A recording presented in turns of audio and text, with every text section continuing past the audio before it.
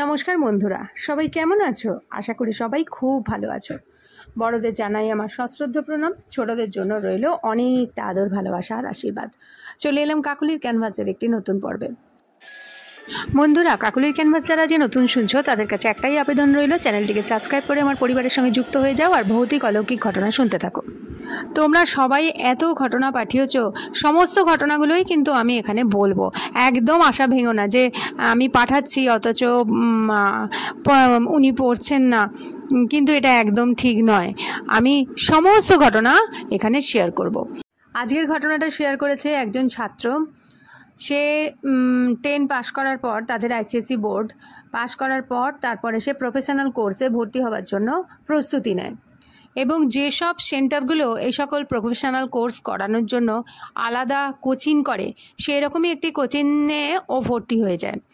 আর সেই কোচিংটি যথেষ্ট রিনাউন্ড একটি কোচিং সেন্টার, এবং তার জন্য সে নিজের বাড়ি ছেড়ে বেশ অনেকটা দূরে গিয়ে ওই কোচিং সেন্টার, মানে যে কোচিং সেন্টার বললেও ভুল হবে, ওটা একটা প্রতিষ্ঠান, ইনস্টিটিউশন, তারা এই সকল ছাত্রকে ভালো মতো শিক্ষা দিয়ে ট্রেনিং প্রাপ্ত করে, যাতে পরবর্তী যে প্রফেশনাল যে কোর্স সে করতে যাচ্ছে সেটার একদম জয়েন্টটাই ও বেরিয়ে যায়। তো এইভাবে ওরা মানে কোচিং করে আর কি। সেই রকমই একটা জায়গায় ও গিয়েছিল, এবং যেখানে একটা বিল্ডিং অ্যালট করা হয়েছিল সব স্টুডেন্টদের জন্য। যারা দূর থেকে আসতো তারা ওই বিল্ডিংটাতেই থাকতো, বিভিন্ন ঘরে ওদের ভাগ করে দেওয়া ছিল।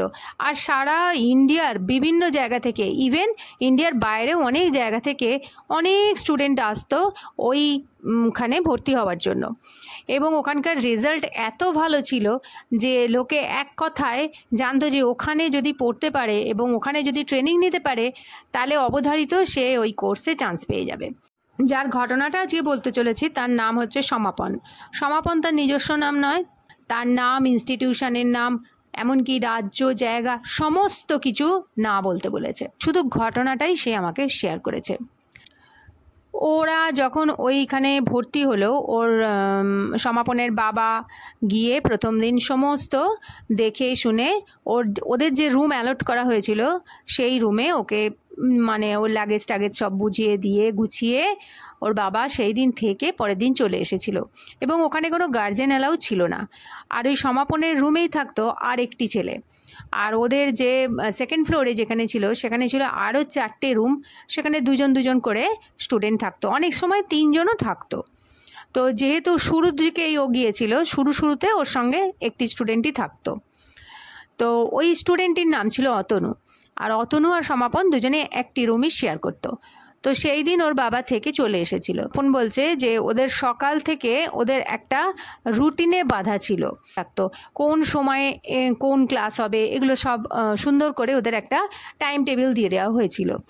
সেকেন্ড ফ্লোরে যে কটা ঘর ছিল এবং তাতে যতজন স্টুডেন্ট ছিল সবারই সঙ্গেই সমাপনের খুব ভালো বন্ধুত্ব হয়ে গিয়েছিল। এরকম হয়েছিল কি, অতনুর ওরকম রাত জেগে পড়ে 12টা নাগাদ ওর খুব জোর টয়লেট পেয়ে যায়। তো সাধারণত একলাই সবাই যেতে পারতো, টয়লেটটা ছিল একদম নিচে গ্রাউন্ড ফ্লোরে। ওপরের ঘরেও টয়লেট, ওপরে দোতলায় টয়লেট ছিল না, একদম গ্রাউন্ড ফ্লোরে ছিল। তো অতনু তখন ও সমাপনকে ডাকে, তো সমাপন তখন উঠে ওর সাথে যায়, গিয়ে ও বাইরেটায় দাঁড়ায় আর অতনু ভেতরে ঢোকে। এইবার অতনু ঢুকে চলে আসার পর সমাপন মানে জানায় যেদিনকার ঘটনাটা বলছে সেই দিনের পর থেকেই সমাপন বলছে তারপরে আস্তে আস্তে কিভাবে সমাপন চেঞ্জ হতে থাকে সেই চেঞ্জটা ও জানতো না। পরবর্তীকালে ওর বন্ধুদের কাছ থেকে, ওর মা বাবার কাছ থেকে ও জানতে পেরেছে, এবং যে ঘটনাটা ও বলছে সেই ঘটনাটা ও পরে যেটুকুনি শুনেছে সেটুকুনিই বলছে। তো ঘটনার সূত্রপাত যেদিন হয়েছিল সেই দিনের ঘটনাটাই সমাপন বলতে শুরু করেছে। তো অতনু যখন বেরিয়ে এলো তখন সমাপন বলল ও যাবে টয়লেটে। তো ও ভেতরে ঢুকে যায়। ভেতরে ঢুকে প্রথম, দ্বিতীয় আর তৃতীয় দেখলো যে টয়লেটের জায়গাটা ভীষণ নোংরা হয়ে আছে এবং খুব দুর্গন্ধ ছাড়ছে। সেই জন্য ও চতুর্থ টয়লেটের ভেতরে ঢোকে এবং ওখানে টয়লেট করে। যখন ও টয়লেট করছিল তখন দেখলো আরও একজন ওই পাশের টয়লেট থেকে বেরিয়ে, দরজা খুলে বেরিয়ে আস্তে আস্তে ওর দরজার সামনে দিয়ে গিয়ে ওদের যে বেসিনের কল থাকে কল খোলে এবং কলে জল ইউজ করে তারপর আবার হাঁটতে হাঁটতে হাঁটতে হাঁটতে সে আবার ওই দরজার কাছে চলে যায়, মানে মেন ডোর যেখানে যার বাইরে অতনু দাঁড়িয়ে আছে। তো ও ভাবে যে রাত্রিরে বোধহয় কেউ নেমেছে। ও বসে বসেই বলছে টয়লেটের ভেতর থেকেই আমি বলছি, কে রে এই রাত্রিরে এলি? সব রাত্রির জেগে পড়বে আর থেকে থেকে টয়লেট যাবে। বলছে বন্ধু বান্ধবের মধ্যে যেমন ইয়ার্কি হয় সেরকম ও আরও 2-4টে কথা বলে, কিন্তু ও পাশের কোনো উত্তর আসে না। তখন ও ভাবে হয়তো ওদের সেকেন্ড ফ্লোরের কেউ নয়, হয়তো ফার্স্ট ফ্লোরের কেউ এসেছে, মানে যার সাথে ওর পরিচিতি নেই, সেই জন্যে ও হয়তো কোনো উত্তর দেয়নি। এই বলে কিছুক্ষণ বাদে সমাপন বাইরে বেরোয় এবং বেসিনের কল খুলে ইউজ করে বেরোয়, কিন্তু ওরে এবং চলে আসে। বাইরে এসে দেখলো অতনু দাঁড়িয়েই আছে। তো অতনুকে বলল, হ্যাঁ রে কে এসেছিল রে? ফার্স্ট ফ্লোরের কেউ বোধহয়। তো অতনু বলল যে না, কেউ আসেইনি, মানে কেউ আসেইনি, ও কোত্থেকে কি বলছে। তো তখন সমাপন বলছে ওর মাথাটা মানে মনে হচ্ছে যেন অতনু ওর সঙ্গে ইয়ার্কি মারছে। পরিষ্কার ও শুনতে পেয়েছে যে পাশের টয়লেটের দরজা খুলে কেউ বেরোবার পর তারপরে ওরম কলও ইউজ করা হয়েছে, ও সমস্তটা অতনুকে বলল। কিন্তু অতনু বলল যে ও কেউ আসেনি, কিচ্ছু হয়নি, ওটা ও ঘুমের ঘরে শুনেছে, অথবা সত্যিই বোধহয় বাইরে কেউ চলছিল সেই আওয়াজ পেয়েছে। যাই হোক, ওরা আর কথা বাড়ায়নি। অতনু কথা শুনে সমাপন ভাবলো সত্যিই বোধহয় ভুল হয়েছে ওর, বলে ওরা দুজনে মিলে যে যার ঘরে চলে যায়। সমাপন বলছে তার পরের ঘটনা যেগুলো ও বলছে সেইগুলো একটা ওর কিচ্ছু মনে ছিল না। কি প্রত্যেক দিন অতনু দেখতো সকালবেলায় উঠে দরজা খোলা এবং যথারীতি সমাপন বিছানায় নেই। ও খুঁজতে খুঁজতে গিয়ে দেখতো যে ওদের যে সেকেন্ড ফ্লোরের যে সামনে যে করিডোরটা আছে সেই করিডোরের এক কোণে উবু হয়ে মাথা নিচু করে হাঁটুতে মুখ গুজে বসে আছে। তো তখন অতনু প্রথম ওকে ডেকে, এই এখানে কী করছিস, চল, নিয়ে যেত এবং ও উঠে চলে যেত, কিন্তু কোনো কথাবার্তা কিচ্ছু বলতো না। তখন অতনু ভাবতো ওর বোধহয় রাত্রিরে ঘুমের ঘোরে চলা অভ্যেস আছে, সেই জন্যে হয়তো ও উঠে এখানে এসে বসে আছে। অনেকেরই থাকে চলা অভ্যেস, ও সেই ভেবে অতটা ঠিক গুরুত্ব দেয়নি।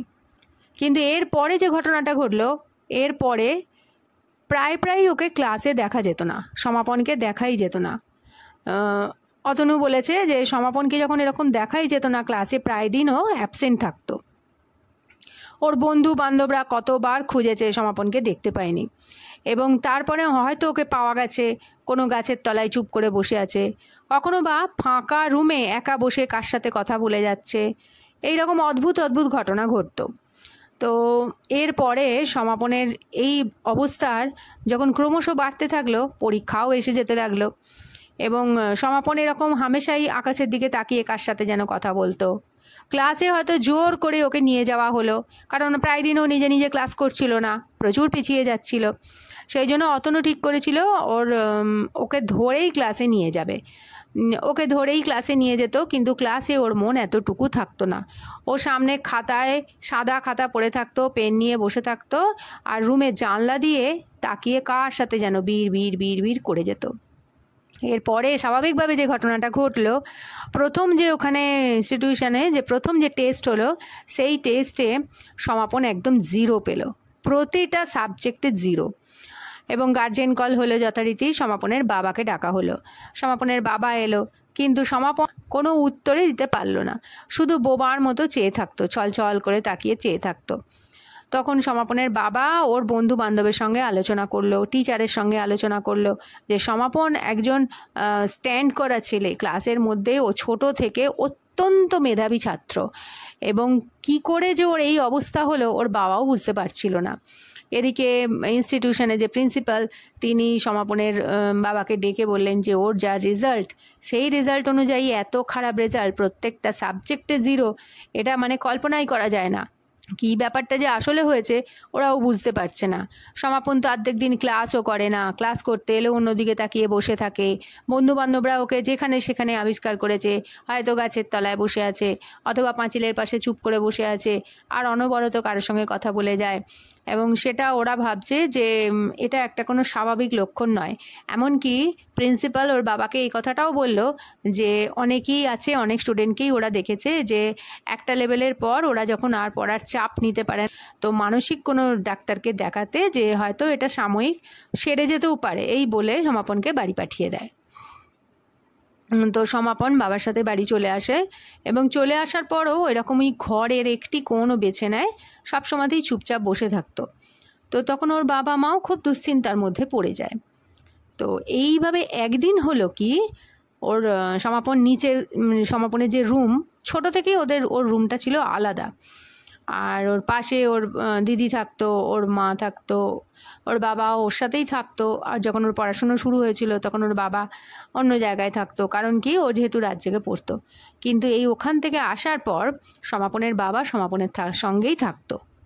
তো এইরকম হয়েছিল কি, একদিন আকাশ খুব মেঘলা ছিল এবং অল্প অল্প বৃষ্টি পড়ছিল। সেদিন সন্ধ্যে থেকেই সমাপন খুব অস্থির করছিল, যেন ওকে কেউ একটা তাড়িয়ে নিয়ে বেড়াচ্ছে। মনোরোগ বিশেষজ্ঞকে দেখানো হয়েছিল, তিনি কিছু ওষুধ দিয়েও ছিলেন এবং দেবার পর তারপরে ওষুধটা চালুও করা হয়েছিল। তো বলেছিল যে ওকে পড়াশুনোর ব্যাপারে একদমই কোনো কথা না বলতে।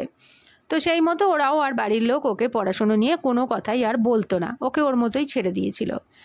ও বসে বসে কোনো সময় আঁকতো, কোনো সময় জানলা দিয়ে দেখতো, এরকমই চলছিল। তো সেই দিন হয়েছিল কি, অল্প বৃষ্টি পড়ছিল, ওর যথারীতি খাওয়া দাওয়া করে রাত্রিরে শুয়ে পড়েছে। সমাপনের বাবা রাত্রিরে হঠাৎ একটা আওয়াজে উঠে পড়ে দেখছে সমাপন ওনার পাশে শুয়ে নেই, বিছানায় নেই। ঘরের কোথায় গেল জানার জন্যে সমাপনের বাবা এদিক ওদিক দেখছে। যখন হঠাৎ করে সমাপনের বাবা দেখলো যে ওদের যে আলমারিটা আছে, মানে ওদের ঘরে একটা কোণে একটা স্টিলের আলমারি আছে এবং সেটা যথেষ্ট উঁচু, সে আলমারির ওপরে উবু হয়ে সমাপন বসে আছে এবং এমনভাবে তার দৃষ্টি দিয়ে তাকিয়ে আছে যে যেন মনে হচ্ছে এক্ষুনি ও সবাইকে মানে ভস্য করে দেবে আর কি, এমন দৃষ্টি নিয়ে তাকিয়ে আছে বড় বড় চোখ করে। শুধু তাই নয়, ওর ওপরে যে ও কী করে উঠলো সেটাও সমাপনের বাবা জানে না, কারণ ছোট থেকে সেরকম একটা ডানপিটে ছেলে সমাপন ছিল না এবং চিৎকার চেঁচামেচি শুরু করেছিল। তারপরে আলো জেলে বাড়ির লোক উঠে পড়ে এসে তাকে কোনো রকমে নামানো হয় এবং যথারীতি নামানোর পর একদম পুরো অজ্ঞান হয়ে যায়। তো সমাপনের মা তখন বলেছিল যে ওর বাবাকে, দেখো ডাক্তার তো অনেকই করছো, তো চলো একবার গুরুদেবের কাছে যাই। বলে সমাপনের মায়ের কথায় ওর বাবা ওদের যে গুরুদেব আছে, মানে সমাপনের বাবা মা একজনের থেকে গুরু দীক্ষা নিয়েছিলেন, সেই গুরুদেবের কাছে যান। গিয়ে তিনি গুরুদেবকে সমস্ত কথা বলেন। তো সব শুনে সেই গুরুদেব একটি পুজোর ব্যবস্থা করতে বলেন সমাপনদের বাড়িতে এবং সেই পুজোর ব্যবস্থা করার পর সেই গুরুদেব আসেন এবং তারপর মানে পুজো টুজো করার যা যা করতে হবে, কি করতে হবে না করতে হবে সমস্ত বলে দিয়ে তিনি আবার কাঁচরাপাড়ায় ফিরে যান। এর মধ্যে হচ্ছে কি, ওই যে গুরুদেব এসেছিলেন এবং তিনি যে কি করতে বলেছিলেন সেগুলো সমস্তই সমাপন শোনে, কোনো রিয়াকশন করে না। পরের দিন রাত্রির বেলায় হঠাৎ করে সমাপনের বাবার খুব কষ্ট হচ্ছিল, কেউ যেন তার মনে হচ্ছে বুকের ওপর বসে গলা চিপে ধরেছে এবং যখন তিনি তাকালেন দেখলেন সমাপন 2 হাত দিয়ে তার বাবার গলাটা টিপে ধরে মানে একটা দাঁত খিচিয়ে বড় বড় চোখ করে তার দিকে তাকিয়ে আছেন। তা দেখে সমাপনের বাবার গলা দিয়ে তো আওয়াজ বেরোচ্ছে না, কি করে তিনি বাড়ির লোককে ডাকবেন, আর তার গায়ে এত শক্তি নেই যে তিনি ওই সময় ওর সঙ্গে লড়বেন। যে নিজেকে ছাড়াবার চেষ্টা করছিলেন, কিছুতেই পারছিলেন না, মানে এমনভাবে চেপে ধরেছে যে কিছুতেই। আর ইতিমধ্যে সমাপন বলতে শুরু করেছে, কেন গুরুদেবকে ডেকেছিস? গুরুদেবও বলেনি, নাকি বলেছিল কেন ডেকেছিস, কেন পুজোর ব্যবস্থা করছিস? আমি যাব না বলে এইসব বলে নাকি মানে বিচ্ছিরিভাবে চেঁচামেচি করছিল। এইবার সমাপনের বাবা যখন ওরকম পাটাকে মানে হাত দিয়ে ঠেলছে, পা দিয়ে সরাবার চেষ্টা করছে, সেই মুহূর্তে নাকি ওদের ঠিক ওইখানে ওই বিছানার পাশে একটা ছোট টেবিল থাকে, আর সেই টেবিলে একটা ছোট্ট ল্যাম্প থাকে, আর রাত্রিরে খাবার জন্যে এক গ্লাস ভর্তি জল চাপা দেওয়া থাকে। এই গ্লাসটা পায়ে লেগে মানে পড়ে যায় নিচে, আর সেই আওয়াজে পাশের ঘর থেকে ওর মা ওর দিদি সব ছুটে আসে। এসে ওই দৃশ্য দেখে সে হতচকিত হয়ে যায় এবং আলো জেলে ওকে 3 জনে মিলে ঠেলে টেনে ওকে সরিয়ে নিয়ে আসে এবং আসার পর যথারীতি সমাপন অজ্ঞান হয়ে পড়ে যায়। তো ওর বাবার গলায় তো আঙুলের দাগ পড়ে গেছে, এমন চেপে ধরেছিল, বোধহয় আর কিছুক্ষণের জন্য দেরি হলে বোধহয় ওর বাবাকে বোধহয় শেষই করে দিত। তো ওই ঘটনার পর সমাপনের বাবা তো সমাপনের সঙ্গে শুতেই ভয় পেত। কি করবে, তিনি আবার তড়িঘড়ি করে সেই দিনই ছুটলেন গুরুদেবের কাছে এবং গুরুদেবকে জিজ্ঞাসা করলেন যে এর একটা উপায় আপনাকে করতেই হবে। তো গুরুদেব সেদিন এসেছিল, মানে যেদিন উনি একটা দিনক্ষণ পাঁজি দেখে ঠিক করেছিলেন, এসে তিনি একটা পুজোর ব্যবস্থা করেছিলেন এবং পুজোর সময় বলেছিলেন যে ঘরের মধ্যে শুধু সমাপন বসবে, গুরুদেব বসবে আর গুরুদেবের 2 জন শিষ্য বসবে, এছাড়া আর কেউ বসবে না, সবাই বাইরে থাকবে।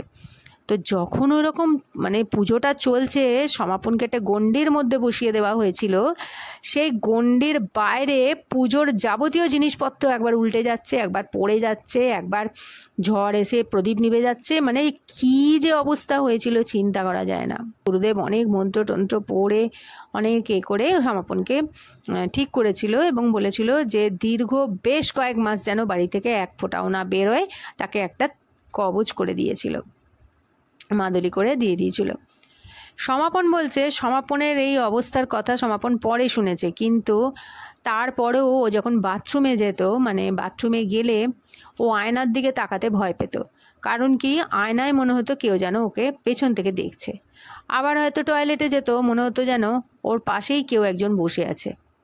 হামেশাই ও পাশে একজন কারোর উপস্থিতি টের পেত এবং সে ওর পাশে আছে কিন্তু তার কাছে আসতে পারছে না, এরকম একটা অনুভূতিও ওর হতো।